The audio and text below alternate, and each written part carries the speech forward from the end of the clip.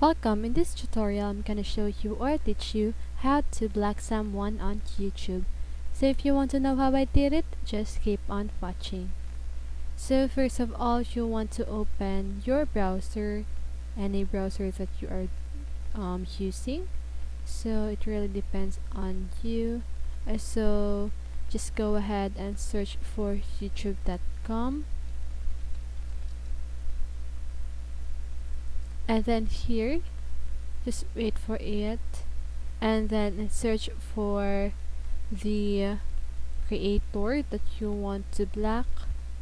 So for example, I want to block PewDiePie, so I'm gonna search his username and go ahead and click on the profile, and then go and click about.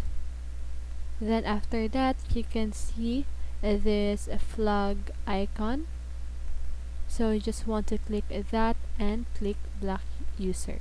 So blocking this user will prevent them from commenting on videos you've uploaded.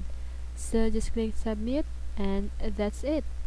That is how you block someone on YouTube. So I hope this video helps you, and if it did, make sure to like, subscribe, and hit the bell notification so you won't miss a video. See you on the next one. Have a great day.